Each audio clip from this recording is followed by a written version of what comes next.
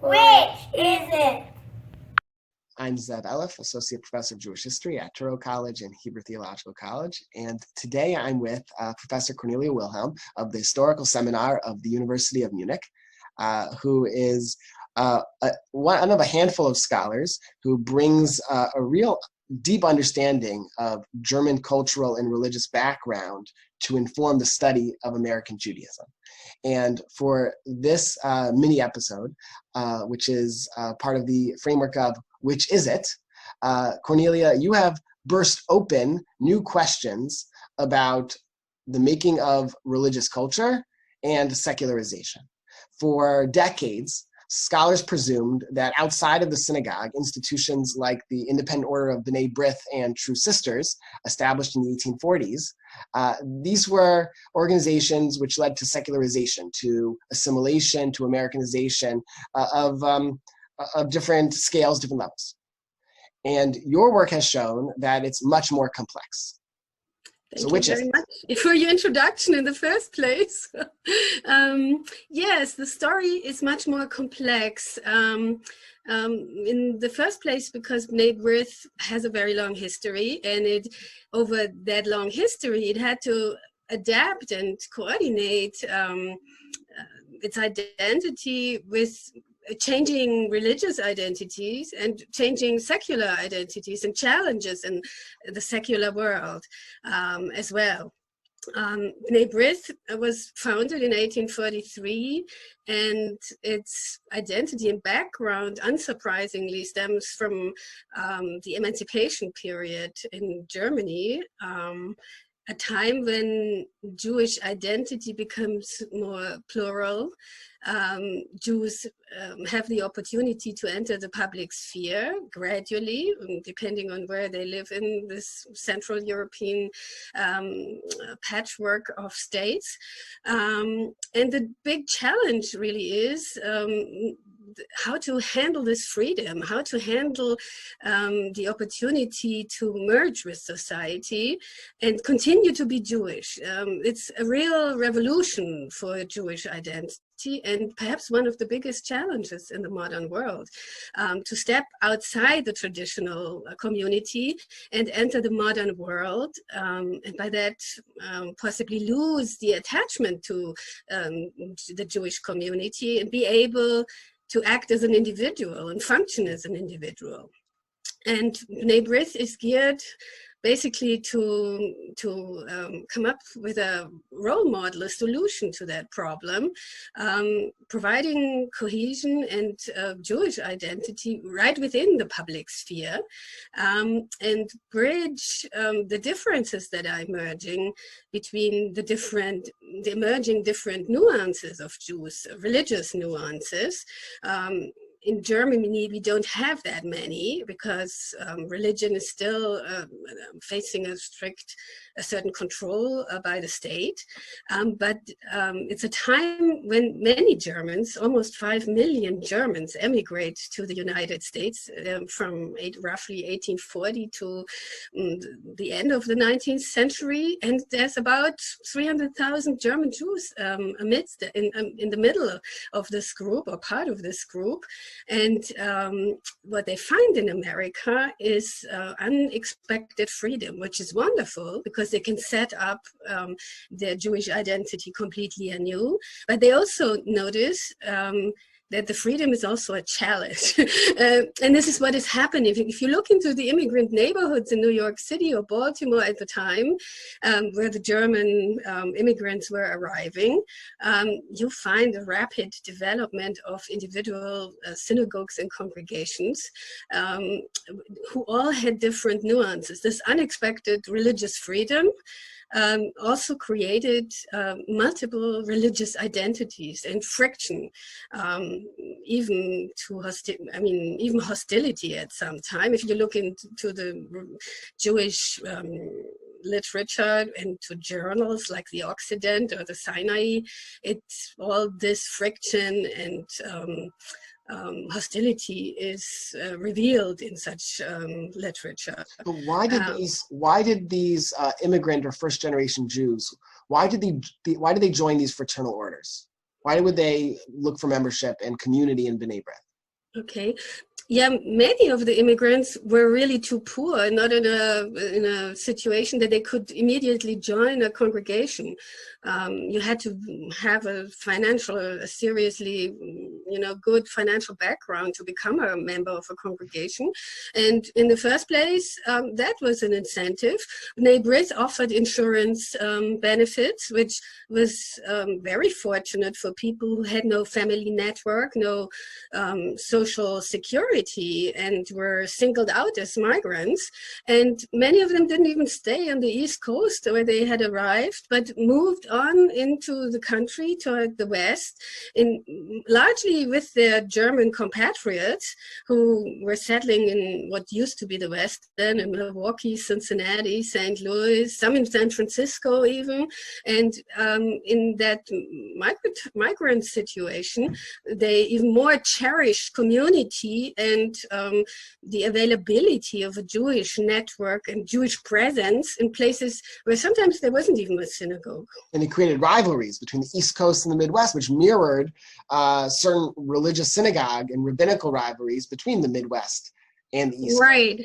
It was really not so much between the East Coast and the Midwest, but between different schools of thought among the German rabbis.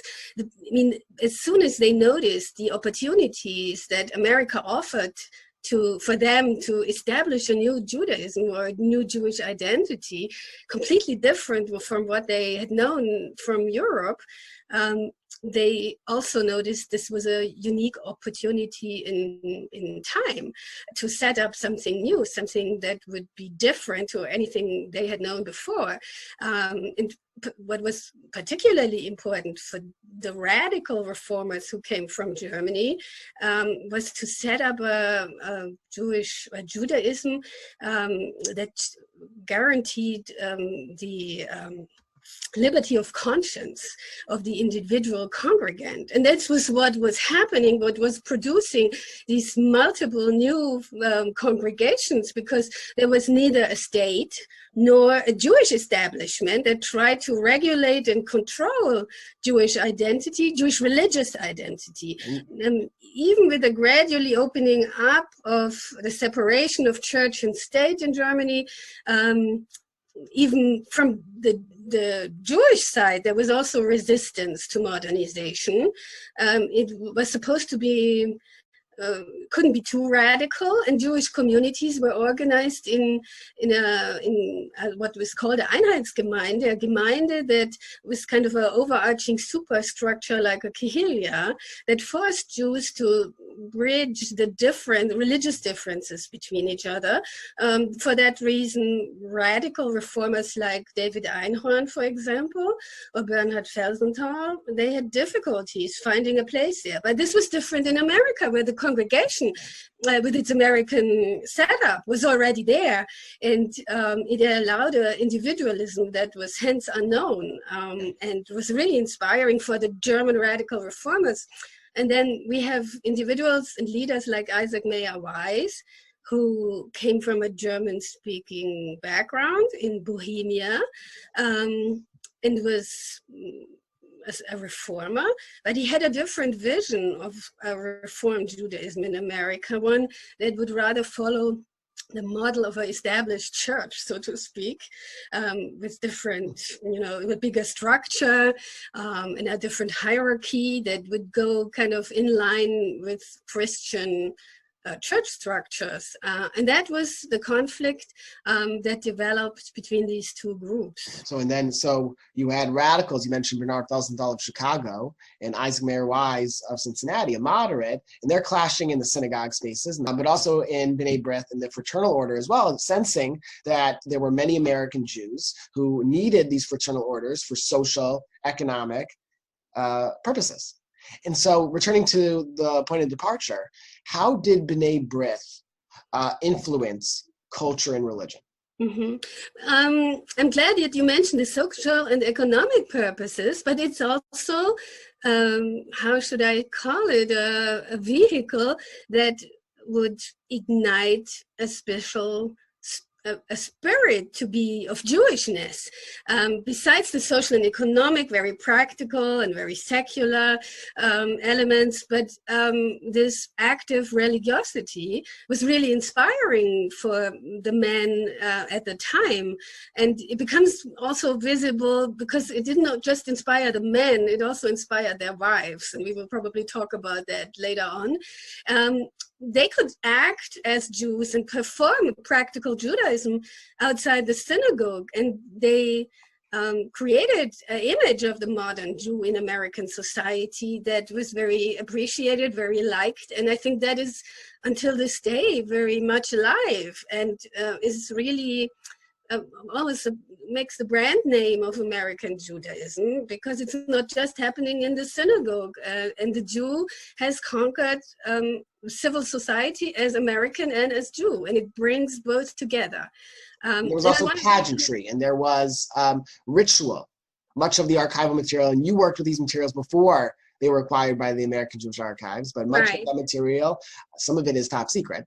It's top secret to those folks in the 19th century about what exactly the ritual ought to look like, but there was a certain religious performance that went into the men in B'nai B'rith, and as you point out, it was also outside. Women wouldn't become lay leaders of synagogue qua synagogue. Certainly there were sisterhoods, ladies' auxiliaries, benevolent societies, thinking about Rebecca Gratz and others, but women wouldn't play a leadership role in the synagogue until the very end of the 19th century, if that at all.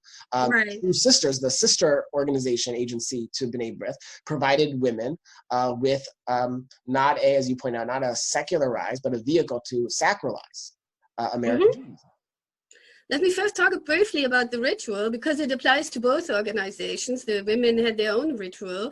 Like in other fraternal orders, the ritual was a semi-religious performance, so to speak, or procedure in which the individual could gradually rise to perfect morality, whatever, how many degrees or what values were used depends really on the individual orders.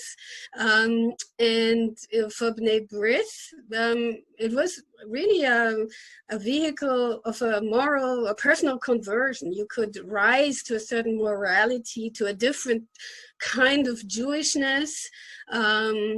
And it was part of a complete transformation. And within the group, it also signaled which degree of respectability you had gained within the organization. So it really encouraged people to rise within the ritual and adopt it. And throughout the 1950s, 60s, and early 70s, there were bitter fights within B'nai B'rith as to whether the ritual should be more American, like in the Odd Fellows lodges, or more Jewish and Jewishly meaningful. And here again, we see these two fractions that we've talked about earlier popping up or breaking up into two parts, whereas the Americanizers around Isaac Meyer Weiss wanted a more Americanized version of the ritual. The so-called Germanizers enforced a strictly Jewish ritual with Jewish meaning, and there were some bitter fights actually about how secret it should be or how public it should be. And in fact, the Germanizers wanted to abolish in the first place the secrecy and also the exclusionary Jewish character of the order, because they felt in modern times the exclusiveness of Judaism must show its universalism rather than its particularism. And that was difficult. And that was really the point that was most difficult for the large numbers of rank and file members who were not radical reformers with a German background to follow. So this was very controversial. And while the order held on to this principle, they didn't really ever open up to non-Jewish, to a large non-Jewish membership. But who were they as a fraternal order? Honestly, to decide upon who's a Jew and who's not a Jew. Right. Very difficult. And that was really a discussion. That was kind of the end point of the discussion, because even though rabbis were members in the organization, as an organization, they could not declare who was Jewish or who was not Jewish. Right. The women were much more radical in this respect, and they opened up the United Order of True Sisters for non-Jewish members, honestly, at an early time. It was never a mass organization like the men's group. It was an organization that was ideologically much less diluted by a popular, broad American, B'nai B'rith was forced to appeal to the American Jewish masses, but the United Order of True Sisters was, I would say, even caught in a German niche, in a radical reform niche, culturally and intellectually, by who they were and what they did. And they even stopped speaking German later than German societies and clubs in America. But they were so radical that they wanted to live this liberalism, and they had sisters who were not Jewish. Thanks for clicking and learning. And here are some links to related videos. And subscribe. Don't miss out to making meaning of the past in the present for the future.